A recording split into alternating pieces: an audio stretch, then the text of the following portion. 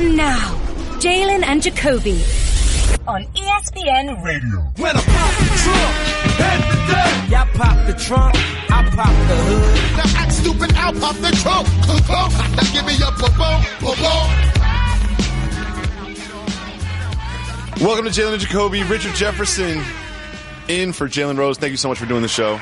My pleasure, man. Thanks for having me. Of course. This is our podcast exclusive content. You know, what we don't want to do is just take the audio from our television show and pretend it's a podcast. Thank you for not being lazy. So we record exclusive content and we can get a little bit more natural. We can also do things that they won't allow us to do on television because the executives don't listen to the podcast. No, they don't. The executives just see the television show. Well, does that mean you can like cuss and stuff? You can. We'll edit it out. Oh, okay. So the first thing I want to start with, how was your get-up experience? My get-up experience was amazing, man. Like, I'll tell you what, there is a challenge and some people don't fully understand. I watch a lot of sports. I'm a huge sports fan. Grew up watching everything all the time. My dad is a huge tennis guy. So, like, I've taken him to Wimbledon and all that stuff. But when you're up there having to talk about other sports, then you get a little bit nervous. A little bit? Because there's a lot of football topics coming around the corner now. No, and I'm okay because, like, again, just like any red-blooded American, I have my fantasy team. I have 3 different teams. So I'm watching, targets. I'm watching players. I'm watching defenses. I'm watching offenses. I'm watching. Now, can I break down? I saw you name 3 4-3 quarterbacks you said would not be on your fantasy team. Yeah. I and Stafford was one of them. Well, I draft quarterbacks really, really late, right? Here's the thing is I can't do that. Because it's just like I still can't fully separate the sport from fantasy. Well, but that's your fault. Yes, I know. No, I understand. I understand that's illogical. That's your mistake. But everybody's done that. Like I typically, because we drink a lot during our draft, and so. I drink a lot. And so it's like, you can start to see like where I start to kind of stop caring, right? Pretty early. So like, I just make a decision that I'm not going to go get too hammered and then just get my quarterback in like the 4th round for no reason. If you That's me. There's only like 3 quarterbacks you should grab in the first 5 rounds. Rodgers, Brady, and it used to be Newton. Yeah, Newton and I don't know, Drew Brees could be back into that mix depending on how much they decide to throw, but yeah, that's just not for me. It is. Yeah. Well, I'm excited for my fantasy draft, but here's the fantasy player I am.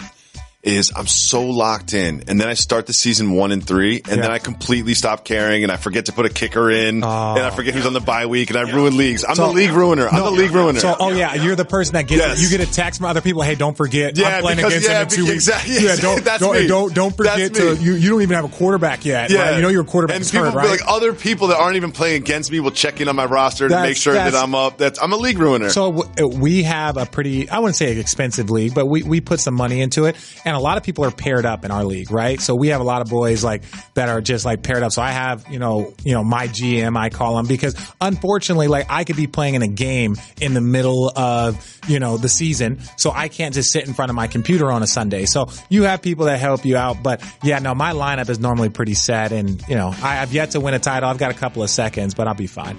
Good. I mean, we're going to talk about this a little bit in the television show, but the elephant in the room is, are you playing basketball professionally or what? Am I going to play basketball? You know what it is? I'm a beggar and I'm a chooser, right? And they say beggars can't be choosers. And so why not? It's because I don't want to say names, but do you want to just uproot your family? Because I'm 50-50 on whether or not I want to play. And the 50-50 has to do with, I kind of want to play on my terms in the right city, in a place that I feel comfortable or taking my family. Am I going to just uproot my family for one more year of basketball just to go someplace that I don't want to be or they don't want to be?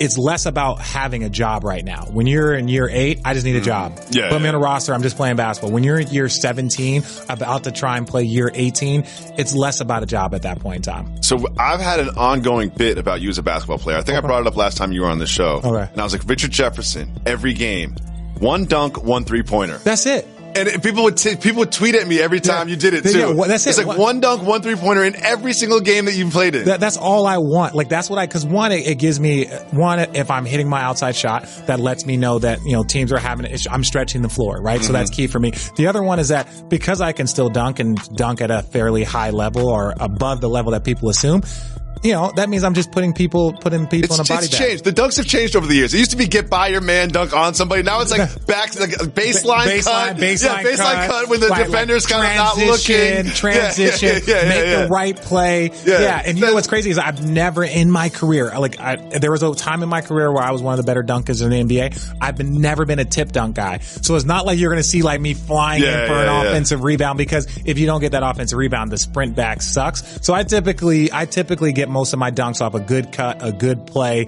My teammates know I can still catch lobs. I can't throw them, but so throwing lobs harder than you think. Oh, it's so much harder than you think. Especially they make it look easy. Oh my God, I am the worst lob thrower. That's one of the things. It's harder than you think. All the teams that I've ever played on, I tell people in training camp, oh, by the way, I don't throw lobs. It'll be a great chest pass. It'll be a great bounce pass. Thumbs down. It'll be like thumbs down, right on the money. We'll go the whole fast break. We can play back and forth like McHale and like you're supposed to. And Larry Bird. But I am not throwing you a no-look lob backdoor. If I do, it's because I put a loft on the ball and it was purely accidental. Yeah, it was a shot. You were in the dunk contest once. Yes. Well, tell me about this. Is something I've always been curious about, because I feel like the dunk contest should be a lot more exciting than it is. Right? I feel like it's an underwhelming event just from where it should be.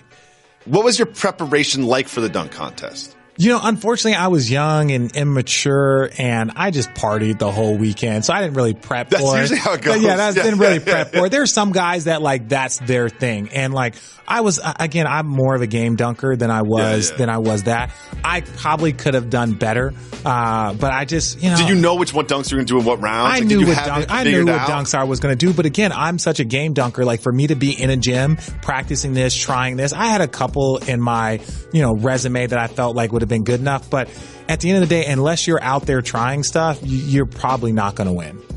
It's just not. That's just not what it is anymore. Yeah, and then also, like you said, there are people like Nate Robinson. You could tell was like he spent a month just being like, I'm going to win this dunk contest. Yeah, Dwight Howard had 17 different outfits to change it into and everything. And it becomes more of a showman thing now, and that's just not.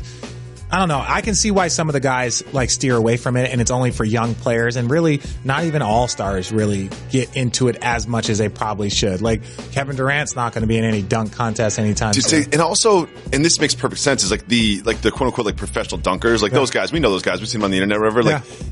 They are better at dunking than the NBA players. And that's one of the things that hurt the dunk contest in the beginning, is where you have people jumping off of trampolines. You have guys that are just professional dunkers that are just trying to come up with random stuff. So NBA players can actually use some of that. If I would recommend any young player that wants to be in a dunk contest, get online and just plagiarize. And just plagiarize. You don't have to come up with something new. Plagiarize. Do not. And so, that kind of hurts the originality of the dunk contest, because there's so much of a build up and so much of a lead up to, you look at the final dunk that Spider had to Donovan Mitchell to win the dunk contest.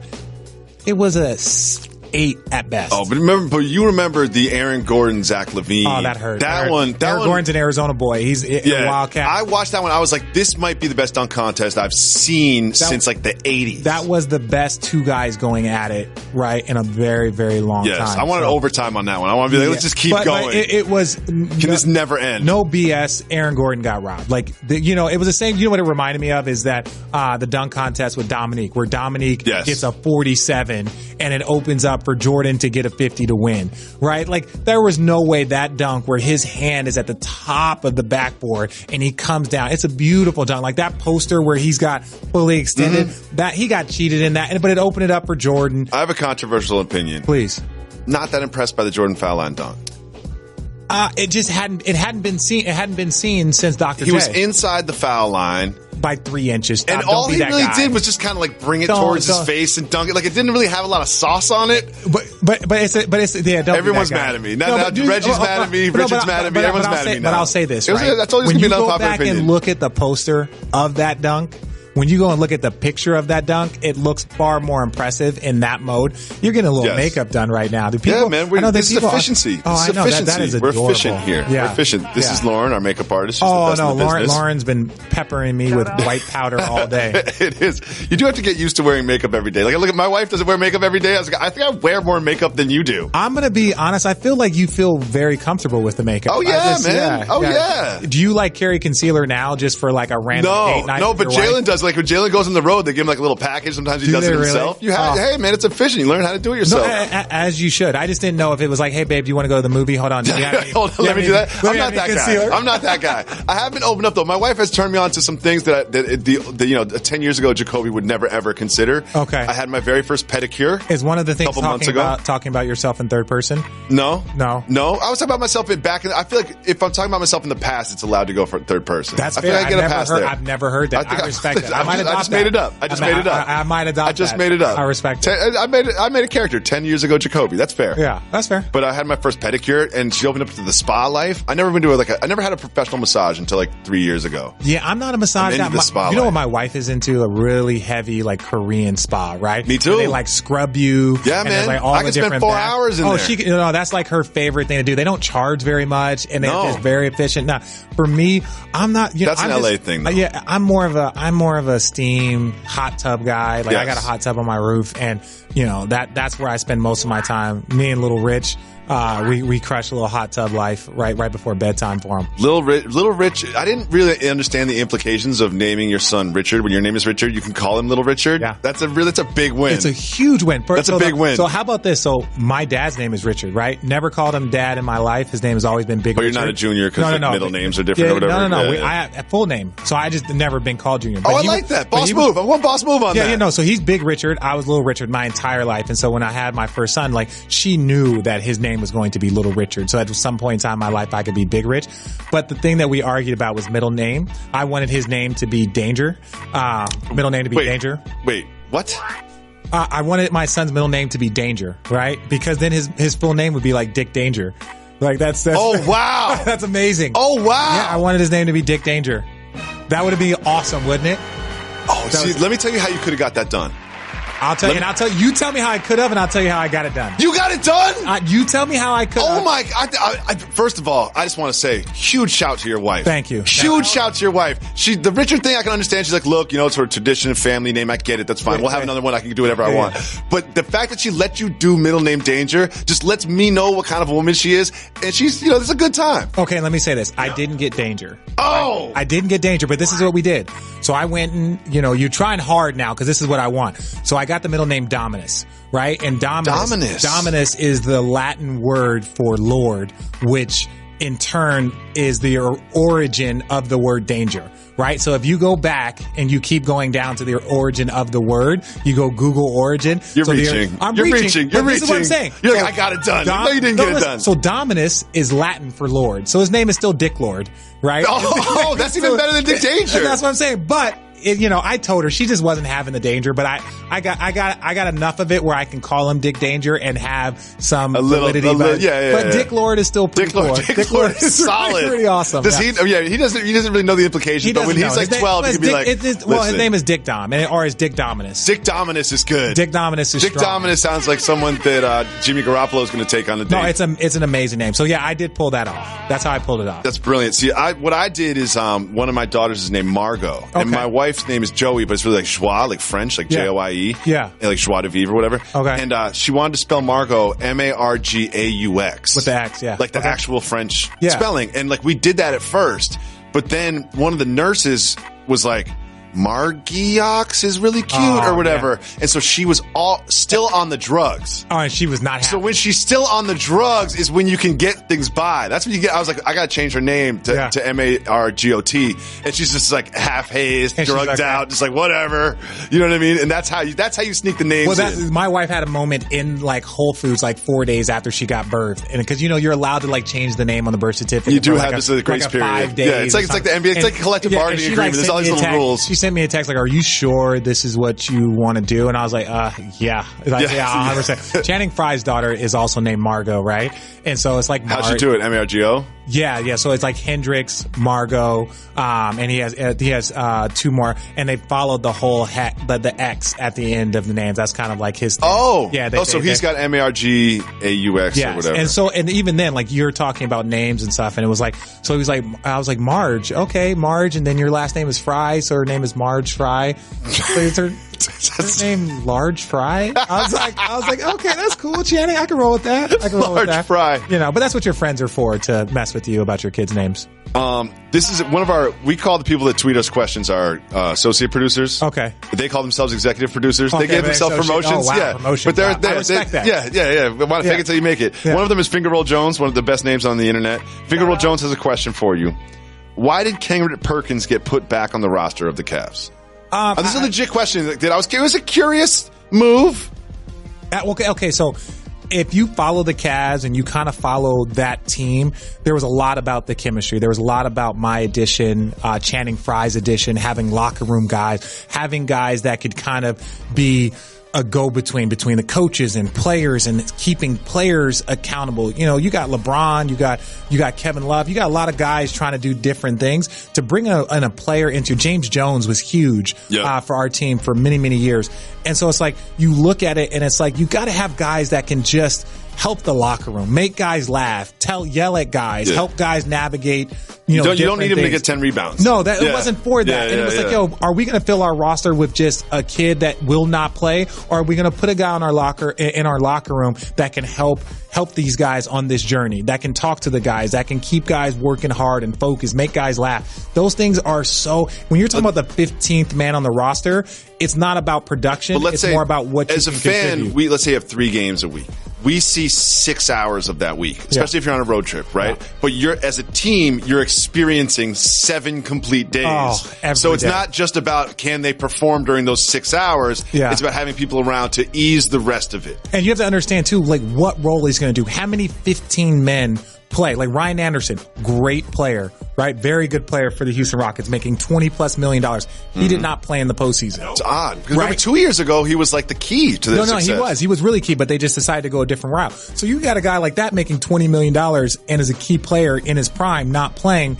So, you look at what Perkins, like having that as your 15th man and a guy that is a great locker room guy, the players love, and they don't put him on that roster without the players like, what if we can, bring Perks back and he can just be on the bench or help her out in practice and do that. Those players are so valuable in this league. So we'll talk about the Rockets potentially adding Carmelo later in the television section, but I want to talk to you a little about the Rockets offseason because you just brought it up. And I believe in Daryl Morey. Like, I think he's smart. Yeah. And one thing I'm thinking is, like, part of the things that they transitioned from 2 years ago to last year was defense. Yeah. Amute. And Mariza was there before. PJ Tucker. It's like, look Chris at that. Paul is Chris Paul. Like, look at that. Like, now we're not just offensively focused. We got Mike D'Antoni's not exactly a defensive coordinator. Yeah. And that really helped them push the Warriors to where they did. In their offseason, they lost Bamute. They lost Ariza. Capella, I think, will end up, he'll end up on their team. Yeah. But is there a concern that sort of what made them take the leap from 2 years ago to last year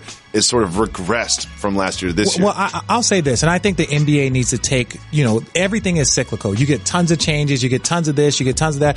I think the NBA could learn a little bit from like those 80s and 90s teams where they just kept plugging away.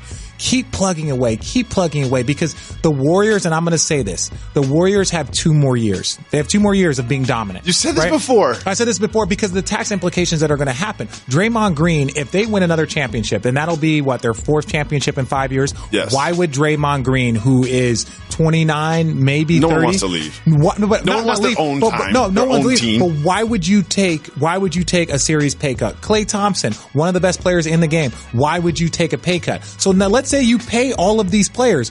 Because they're going to be in the repeater tax thing. Mm-hmm. What would their tax bill be? It could be $350 million. It could be absurd. So isn't there something to be said as from a business standpoint that winning championships will ultimately up the value of your franchise, which is a good. But if you're not trying to sell your team, why do you want to up the value? And it's like, if I've won 4 championships in 5 years, and this 5th championship is going to cost me $150 million of tax money, is it worth it? Like, what's the difference between 4 and 5? It's so easy for me to say because I'm not a billionaire. But if I'm a billionaire, but you're a billionaire, but $150 million, a lot of money. That's like come on, that's a tenth. That's a tenth of the of $1 billion, right? Like, think about that. Right, like to give that up just to win your 5th championship in 6 years. And you've already I wonder. Here's a good question: could it get like at your 5th parade? Your 5th championship. Does it start? Is there sort of diminishing value if you're in that experience? It's not diminishing, but it's like, what is this going to cost me? You don't accumulate $1 billion. You don't accumulate wealth like that without doing, is the juice worth the squeeze? Can we rebuild this? Can we do this? Like, I'm just saying, so like their dominance after this, they're going to have dominance this year, but then next year, that tax bill. And then the next year, that tax bill to keep all of these players together. Very similar to what OKC had when they had the 3 MVPs. Yep. This tax bill is going to start adding up very, very quickly. And it's like, understand that Steph is turning 30. KD is turning. So you get these guys at 32, 33 with a tax bill of $100 and something million in 2 years, right? Like, what do you do in that situation? You kind of, sometimes you just got to ride the wave. It's like no one could really beat the Bulls. No one could dominate the Western Conference like Magic and the Lakers. Sometimes you got to just kind of let those guys have their moment, and then you kind of retool up. It does happen. Like the narrative that the Warriors are bad for basketball at this time. It's just like this is anyone. It's like you can't be caught in the moment. You have to back up and take an eagle-eyed view of how this is. Like the Bulls were a dynasty. You know what I mean? And guess what? It just kind of fades away. It all went to the comes finals and goes. 8 times There's in the ebbs and 80s. flows. Like it just happens. Yeah. But they all end. Yeah, they all end. They all end. But it's like 8 times in the 80s. You look at the Celtics went to the finals, what? Or like Eastern 5 Conference or 6 finals. times. Yeah, and Larry got hurt at the end. Yeah. But it's always going to be that way. And people are like, oh, they only got Boogie for $5 million. Well, Boogie wasn't going to take $5 million from just anybody. No. He was only going to take that He from made it one sound team. like that, though. There was like some narratives where it was just like, oh, they were the only team to give him an offer. It's like, no. No, that wasn't true. That wasn't true. You turned down some offers. Some teams took some things off the table.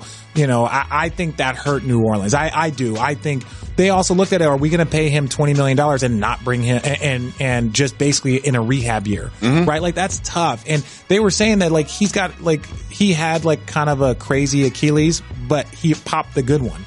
Right? Like he had like one of them was kind of like iffy, just like, oh, he used to have Achilles and calf issues, but then he goes and pops the other one. And something's to be said. He also did it in like the 48th minute of a game, right? Where he had played 46 minutes. Oh, that's a good point. Right? And so it was like, now you can go to a place in Golden State where, you're not expected to play till April or May, right? You're not expected to play till later in the season, and you can kind of rest your body and get everything going and put yourself in a position to make a ton of money.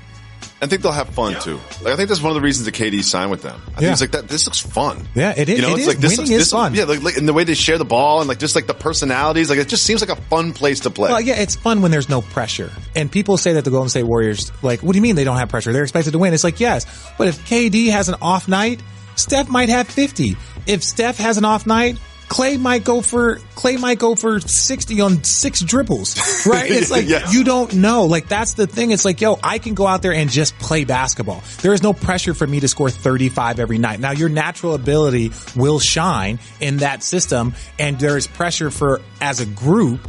But individually, there's not pressure. Like you can go back and look at the finals, right? And Steph had a couple of bad games, but he had a couple of great games. KD had a couple of bad games.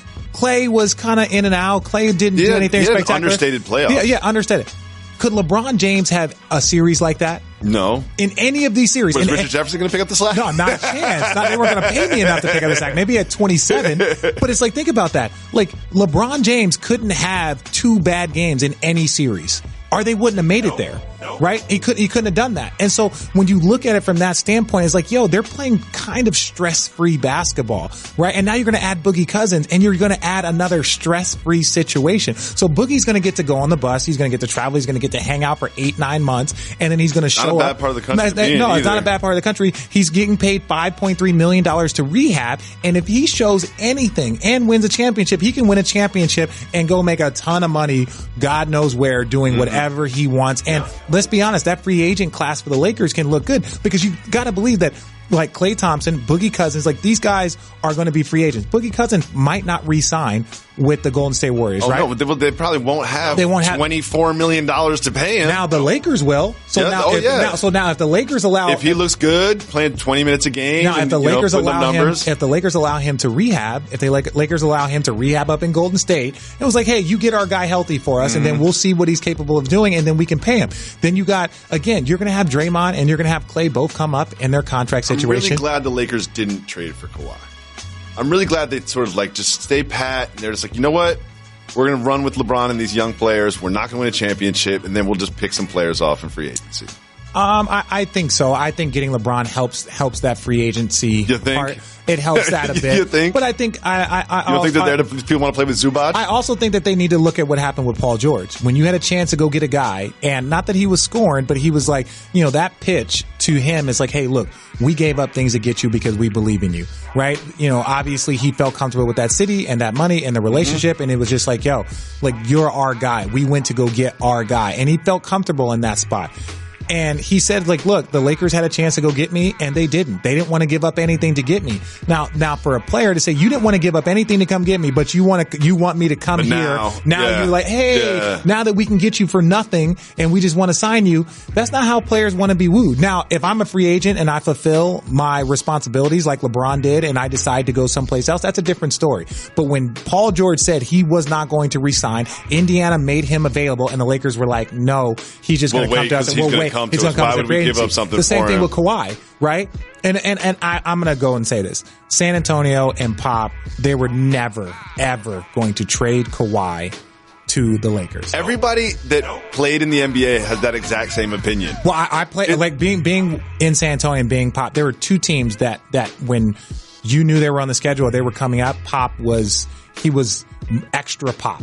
Right? He was extra Pop. Just the uniform? What is it about the Lakers? I'll give you, what's the other team? Give me the two teams, Western Conference.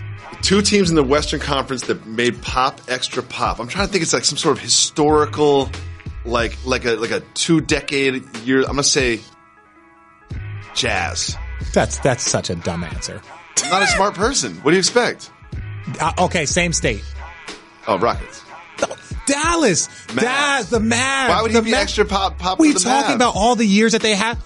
Yeah, Dirk, multiple years. Think about all the Avery Johnson mix. Like Dirk was dominant for me, won an MVP. The Steve Nash, they were great. People forget how great Dallas was for 15 years. I didn't mean to insult you on your own show. I apologize. It's fine. Reggie's insulting me in my ear too. Oh, okay, good. But it's like you look at how dominant they were for many, many years. They're the one year that Dallas, I believe, Dallas won it. Remember, Manu had this foul late in the game, and they were always very, very intense when it came to the Lakers and when it came to the Mavericks. Like those were the two teams, because Mark Cuban's a loudmouth, and the Lakers had Shaq and Kobe when they had Tim Duncan and David Robinson, and it was just those were the two teams that Pop was extra Pop. So there was never going to be a chance. Who drinks more wine, Popovich or LeBron?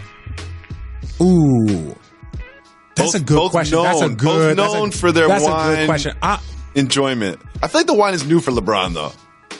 Yeah, that's tough. I'm going to say that. Okay, Pop has a more advanced palate, right? Okay. No, and Pop has a full-on wine closet from stuff that he's been collecting probably for 20 years, right?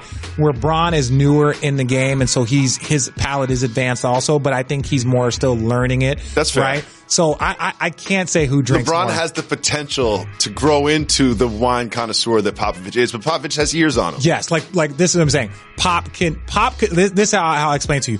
Pop can be like, Bron, I'm going to give you a list of some things that I think you should try. And he can give him some obscure names and give him some great vineyards and some great years that would blow Bron's kind of mind away. Like, oh, okay, I got to try this. I got recommendations from Pop. I don't think Bron can do the same thing like that to Pop. I think that's Pop, fair. You should try this 1968 Chablanc, blah, blah, blah, blah, blah, blah. You can't, he's not doing that.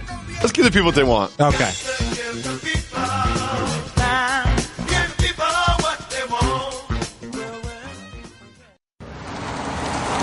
Ow. Yep, you guessed it. I'm a speed bump, so I've got one job. I slow you down. So imagine how I feel about Geico, who does way more. Like, not only could they save you money on car insurance, but they've been around for over 75 years, giving people fast and friendly claim service. Ow. Plus, they got a nifty mobile app that gives you 24/7 access. Ow. Just doing my job, buddy. Geico. Expect great savings and a whole lot more.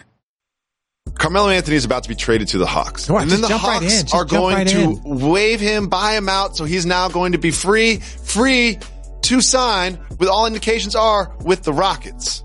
Yeah. Carmelo Anthony, he's a ball stopper. He's a scorer, not a defensive-minded player. It seems to me that he might not be an exact fit for the Rockets' style and philosophy. Do you think he will have to adapt his game if he ends up on the Rockets. 100%. He's going to have to adapt his game. But it's weird when people say this. How many times did we watch James Harden dribble 82 times in one possession and then hit a three? Or Chris Paul just ISO ball? I think D'Antoni has adjusted his kind of ball stopper, game a little bit because you can see between game 1 and game 2. Yeah. And so, I think Carmelo can fit. And people keep talking about starting, not starting, this and that. I think Carmelo's going to have those conversations before he signs with Houston. Like, hey, we want you to be our starting X, right? Or we want you to, like, the role will be defined. If they say, hey, we want you to start, and Carmelo comes in, that's his thing. As your career declines, as you start to decline, you have to adjust. You can't do the same things for as long. And if Carmelo wants to keep playing on very, very good teams for another 3-4 years and make some more money, he's got to adjust his game. It's just like, as someone, I'm a die-easy Knicks fan. As someone who's seen Carmelo from all the different stops of his career, when I imagine Carmelo on offense, I see him like mid-post, catch, turn around, face up, jab step, drive baseline, finish. Like, that's not Rockets basketball, really. Well, it's not Rockets basketball, but it does give them a different dimension. Like, he's still a matchup problem. When you start talking about like a people forget about good Carmelo Anthony is a basketball. And just, again, he's 6'7", 6'8", 240 pounds, like, can still got a little bit of a first step to him, can still shoot the ball, extreme confidence when it comes to that. So he's just one of those guys that you have to understand, okay, he's going to probably come there. I don't know what the money, but it'll be a low number, right? Yes. Minimum contract, it'll be a low number. So when you get a guy that can average 12, 13, 14 points a game on, for $2.5 million, that's a great pickup. And especially considering they lost Trevor Ariza, they lost Luke Maabute, to add a wing player, maybe not on the defensive end, but on the offensive end, it helps. It does help a lot. Now, one thing I want to bring up, because you've been in the locker room, you played in the league for 45 years, something 46. like that, 46 years. 46. And people forget, D'Antoni and Carmelo didn't exactly have a great time together in New York. Can that just be water under the bridge? Well, I think it's about what they were trying to do. Like, they already had Amari Stoudemire. So they had Amari Stoudemire who was playing well. Their team was playing well. And Amari was great. Amari was great that year. And so it was like, what they were trying to do, it was, I don't know. And again, I can't speak too much about that situation, but it's more of like, maybe D'Antoni was like, I don't think Carmelo and Amari play well together. I don't think these two pieces fit, and we're playing well with Amari. I've had him in Phoenix. I know who he is. So I think they were like, we can go get a different piece. And that goes to show, you can't just accumulate talent. You got to accumulate talent that goes well together. And I think that one thing I didn't think was going to work, and I was absolutely wrong, was Chris Paul and James Harden. And I believe in Chris Paul's basketball IQ and abilities to run a team. And I feel like he will make anything work. Yeah, no, and Chris Paul is very good. He's one of you're going to look back on history and say, when you look at his resume, he's one of the more underrated floor generals in NBA history. And I believed it was going to, I knew it was going to, James has to happen. I was like, James is a great player. When you touch the ball and you give him the chance to score, he's going to. It's kind of like LeBron and Kyrie. It's like, Kyrie's the point guard and LeBron needs the ball. It's like, no, both of those guys are going to be dominant. It's for everybody else to figure out how to fit in. And I think Houston they were the number 1 seed if Chris Paul doesn't get hurt. But, who knows? But this is the thing.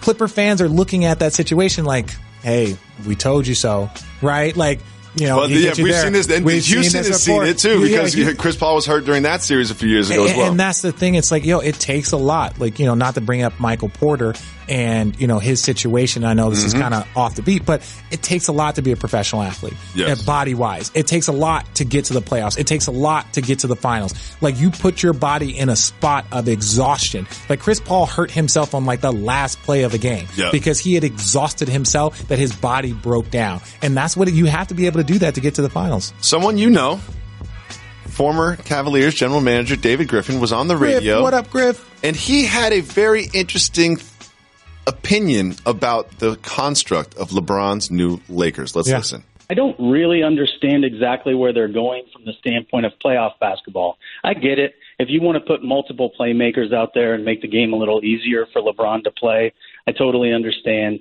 I don't think LeBron thrives with playing with non-floor spacing, ball-dominant guys, particularly in the playoffs. This is interesting because the way your Cavs were constructed, it felt like we've got LeBron, let's surround him with shooters, and that's how we're going to be successful. The Lakers certainly don't seem to be that.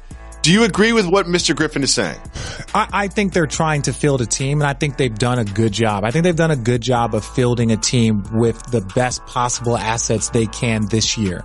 right? I like Rondo as a mentor to Lonzo Ball. I think there's similarities to their game. I'm not saying that they're the same player, but I think there's similarities to their game. Triple doubles, throw ahead guys, great assists. I think Rondo, if he takes that mentorship role, could be great for Lonzo because he's also going to be a competitor. Where like Lonzo, if you're out here floating along, like Rondo can play. Of course. Right? And so I think they're doing a good job of putting the best team that they can around. You can't just shooters. How many times have you seen LeBron James suck in double teams and drive and get defenders and then do some weird turnaround and throw it out to a shooter? Do we just want to throw shooters out there? And that's what the Cavs did. No, but the Cavs were also, they were constructed with different types of teams and they had a different type of goal set. I don't believe that they need to just go and get every shooter they can and slow down the development of Brandon Ingram, slow down the development of Kuzma, just because we want a guy to stand in the corner while LeBron goes works. That's not what they need right now. It's like, as we start to progress, okay, we got one more piece. And I think that they're one piece and probably two shooters away from being a championship team, right? I think it's also safe to say that this roster going into this season is going to look very different a year from today. Oh, 1,000. And all the people that they signed 1 year deals. Yeah, and that's part of that's just the culture that's going on right now in the NBA. You look at DeAndre Jordan is like an all NBA center. He signed a 1 year deal. DeMarcus Cousins signed a 1 year deal because there's not a lot of money. You have those contracts that are going to start coming off the books this year and next year, the Timothy Mozgovs, the Luol Dangs, a lot of those contracts are going to start, floating away because of that bump, thanks to you guys here at ESPN. And the fans in Portland cannot wait for that to happen. Oh, cannot. Yeah, they signed everybody back. Yeah, that was amazing. Marcus Smart just signed a new deal. Yeah. And it was, I think it's about 4 years for $52 million. But during between July and now, there was a lot of sort of back and forth, and he felt disrespected during the negotiations. After you sign the deal, do you still hold some of that resentment, or does it just kind of water under the bridge? Now we've made a deal, we're good, let's move on. No. I don't think that he holds any resentment. You got to just kind of move on and understand it's a business and understand that there's a lot of talent on that roster. Be glad that they kept you. Yep. Ring is one of those things that's just changing everybody's lives. Like, remember before you had a cell phone, you had to go to the office to check your email? It just seems like such an old, antiquated way of living. Ring is another one of those experiences that is changing your life. You used to just have surprise visitors. You would hear the doorbell and you'd say, I wonder who that is. Let me go downstairs to check it out. Ring changed all of that. With the Ring systems at your house, you know who's at the door. You can see them. Not only can you see them, you can speak to them. So there's no more mystery about your door. And getting that random ring at your doorbell, that doorbell ring, it's kind of unnerving. It gives you kind of anxiety. I didn't know anyone was coming. What's happening? Well, now with Ring, you know exactly what's happening. You can see who's at your door. And even better, you don't even have to be home. If you're at work and you're expecting a package, you can see the person that is delivering that package. You can see if it's a surprise visitor or perhaps someone with some bad intentions. And not only that, you can live the Ring life because you listen to this podcast. You get a special offer for a Ring starter kit. It's available right now. You get a video doorbell, a motion-activated floodlight camera. The starter kit has everything you need to start building a ring of security around your home. Go to ring.com/J&J. J-A-N-D-J. That's ring.com/J-A-N-D-J. Get the Ring starter kit. Get the Ring devices. It will change your life, and you will wonder how you ever lived without the ring of security. You are a new person on our roster here at Jalen and Jacoby. Yes, I am. The Warriors have a new person on their roster, DeMarcus Cousins. Yeah. And while he had some fun things to say about Klay Thompson and such at the press conference, one thing I found really interesting was what their general manager, Bob Myers, said about DeMarcus Cousins' personality and the state of mind with the Warriors. Bob Myers said, quote, "Yeah, there's going to be some moments, but we might need some moments. We needed something different, even though we won and wanted to finish the way we wanted to finish. There was some stale to our season." Richard Jefferson, take us behind the curtain. Translate what that means to people like us that are just fans that have never played in the NBA. What does stale to our season mean? Stale means that it's less about the competition and more about you pushing yourself. Oh. Right? It was never about the competition. Are we the best team in the NBA? Do we have the most talent? Can we turn it up? Because we've seen them come back from a 3-1 deficit. We've seen them do a lot of different things. We actually seen them come down from being down 3-2 without home court advantage. They've always believed in themselves. They are a great team. They're the best team. They're the dominant team. But when he talks about stale, it's like our guys became just waiting. Listen, anyone who watched a lot of Warriors games knows this is what happened. They didn't play very well. Then they went into halftime, and they became the third quarter Warriors. Yeah. That's what they did all through the regular season. Yeah, that's what they did. And they were the best third quarter team in the NBA by far. It's because when he says stale, it means that it's hard to challenge yourself. It's hard to be like, I'm working today because I want to shoot 45% instead of 43% from three. Like, to continue challenging yourself and pushing yourself. And that's what made Michael Jordan so great, was that he constantly tried to push himself. And sometimes you can become stale when you're like, okay, average for us is good enough to win a championship. Right? Think about that. It's true. For this roster, average for them is good enough. And so for them to constantly strive for excellence, it wears on you. Excellence does wear on you. And so I think that's what he was talking about. Moving on, another new player was introduced on a team that might not be contending for a championship. The Chicago Bulls introduced Jabari Parker. Okay. And here's what he had to say when they asked if he could become... Do we want to know what he had to say? A good defender. He said, quote, I just stick to my strengths. Look at everybody in the league. They don't pay players to play defense. Is he being too honest when he says this? I think he's being young, and he still is young, right? He's 23 maybe, right? Yep. So he's still young. And I think they pay you to win ultimately. Yes. Like, they pay you to win and to improve their team. And I think that team in Chicago still has a long way to go. I don't think that Jabari changes anything for them and what their projections in the lottery. I don't think they're trying to win the Eastern Conference this year. What their lottery pick is going to be. So it's amazing when you can sign a talented young player to $20 million a year and say that, we're probably still headed for 2-year deal, team option. We're still headed for the lottery. I think he's just young, and I think eventually he will understand, if you want to be a competitor, if you want to win a championship, how important defense is, or even the veil of defense. Just like, I'm going to be in the right space. I'm going to communicate more versus just being like, I'm stopping that guy. That's not what it's about. Technically, defense is like literally 50% of what you do on a basketball court. Is it treated as such in practice and in philosophy and game film? Well, for good teams, yes, right? Like, there was all that conversation just recently about, Belichick and the Patriots and not having fun. Yeah. Well, winning is fun. That's what Tim Duncan used to say. It's like, everybody always wants to have fun. It's like, well, winning is fun. If we're not winning, I'm not having fun. If I'm not playing defense, we're not winning. So we got to play defense to have some fun. And that's fair, right? Not everybody comes out of this with the same mentality. Some guys want to make some money, go out, play basketball, and have a good time. And some people are in it to win it. Well, listen, I remember some games where you had played some good defense against some big players like Kevin Durant. I try my, effort is half the battle. And there's times that you're going to be outmatched. Like, there are guys offensively, even if, like, Golden State Warriors, they have 3 players on their team. You can play great, perfect, best defense in the world, and they can still score. Of course. Right? Clay, Steph, and KD. You can play the best defense, be in their face, and it's just their trigger is so good, it's so quick, it's so fast, and it doesn't matter. But you still got to try. There are some rumors that Dirk Nowitzki is about to finalize a 1-year, $5 million deal. Yeah. My question for you is this. You're going to let Dirk still play? You're going to let Dirk still play and you're not going to be on a team? Come on, Richard Jefferson. Are you going to play next year or what? Well, I don't have any dirt on any franchise. What are you trying to say about Dirk? I'm saying Dirk. What are you trying to say? Dirk must know. Just say it out loud. He knows where. Don't hint at it. He knows where the bodies are hidden. He knows where the microfilm is. You think Mark Cuban? You think he has some information about Mark Cuban that we don't have? Dossier. He's got the envelopes. Like, he's got every. He's gonna get a $5 million 1-year deal when he's like 55. Yeah, he's got this. He knows where the security boxes, security deposit boxes are with all the information. And so I got to give that to Dirk. But no, Dirk is one of those guys that as long as he wants to play, and they should let him.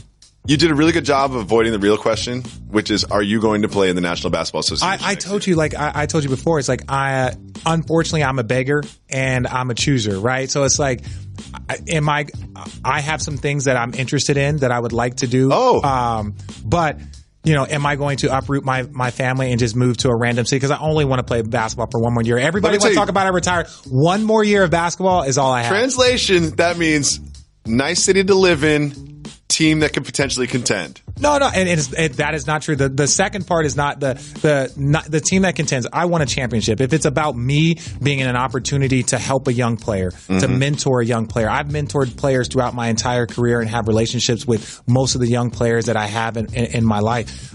Because it's just like, hey, I can leave a lasting impression if I take a young guy underneath my wing and I can mentor him and watch him play for the next 10 years and be happy for his success because I felt like I contributed to it, however small. So it's not about contending for a championship. I've played in 4 NBA finals. I've been to the playoffs 13 times. I've won a championship. I don't need to just go chase one right now. Great. Thank you so much. You like that resume drop? I did. I was impressed. Okay, I was impressed. Thank 4 you. finals. I was thinking like, that is right. Yeah, 4 finals, no big deal. Do you regret the RJ tattoo? That was one question we got on Twitter. No, I don't regret it, man. It's cool because it's like everything takes you back to a time and a place in your life. And like, I got it when I was 17 in high school on my visit to Arizona. It was cool as hell. I was the first 17 in 1998, and I was like one of the first kids like with a tattoo. Of course. And I'm still playing high school basketball with a tattoo. Yeah, that's badass. That's badass. Got my initials on my arm. Yeah. Now, this is the thing I try and tell people all the time. A lot of your favorite players with full-on sleeves have terrible tattoos. Now, if I had a full-on sleeve down my arm, you would never just focus on the RJ. You know what I hate? I hate the fluff in the sleeves. Like, it's just like a fish and water. And just like, what does this mean to you, dude? Water? There's no significance. And what's crazy is that, like, I'm going to get more I have more tattoos across my body. Like, I have, like, tattoos all over. I just have kind of left that alone, and I'm going to address it probably when I retire. There's a star 450 light years away. Scientists believe this star is deficient of iron. So just like us, when we are deficient of a vitamin, we will change our diet. So this star is potentially eating a planet. So it has more iron. Soft move or boss move, eating a planet when you're hungry. It is a boss move, but how do these idiots know that? These idiots know. These idiots. I love that you just called the Massachusetts Institute of Technology scientists idiots. Well, no, this is one thing that I will say, and they are idiots, right? This is what I will say. Every 5 to 10 years, we always realize how dumb we were 10 years ago. We always realize how dumb we were. You're like, what was I thinking? Or like, or my data was completely off. And if you don't believe me, ask anybody on butter, right? They can't tell you 20 years ago it was good. Of course. 5 years ago. I just love the idea that the scientists like, that star looks like it could use a snack. That's I like think that's eating, our snack. Yeah, it's like eating in between meals. Eating eggs, and then it's like egg whites, and then it's like no, eggs are fine, and it's like no one knows, right? Let's just say we're still gathering data. We're still gathering data. We are not sure that this star is eating a planet. It's not deficient in iron, and it's eating a planet because it needs more iron. It's like, that's not a little bit of a reach. Even the scientists hedged it more than that, but I just kind of played out the scientists. I don't think the scientist is watching Jalen and Jacoby right now. I'd rather call MIT people idiots just for fun. Yeah, I'm down with it. They're 100% down with it. Definitely not watching this show. Boss move by you. Thank you. A woman was going on a date with a man. Okay. And this man took her to Costco so they could feed on the free samples at Costco. I'm a huge Costco supporter. Kirkland for life. Taking a female on a first date to Costco for samples, soft move or boss move. Oh, that's one of the softest moves I've ever heard. Completely disagree. That's one of the softest moves because it's unless you're a millionaire and you're making sure that she's just one of those people. That's what I meant. You're filtering out the ride or dies unless right you're there. Trying to filter out, but even then, it's like, look, I'm always about put your best foot forward, right? That doesn't mean you need to take her to the most expensive, but it's like, yo, look, I dated a chick one time and I was like, yo, I want some Italian food, and she's like, all right, cool. We went to Olive Garden, right? And I was like, we're not at Sbarro's. Yeah, I was like 28 years old. They've got servers here. Who doesn't love breadsticks and endless salad and soup? Like, that's amazing. I think you can learn a lot from a Costco date, though. How they get the samples. Are they willing to wait? Do they hunt while they're cooking it? Saying Italian and going to Olive Garden is very, very similar, right? Because she looked around and I was like, yo, this is the breadsticks with the white sauce. It's called amazing. Olive Garden. It is great. So, you know. I want to thank Richard Jefferson for coming by. Of course, you can subscribe to the Road Tripping Podcast. They've got some plans to come back. And guess who else has some plans to come back? You'll never believe this. Jalen Rose will be on Jalen and Jacoby Monday through Friday next week. He's back from vacation, and we have some big news. Make sure you listen to Monday's podcast. Why? We're not done. We're not done.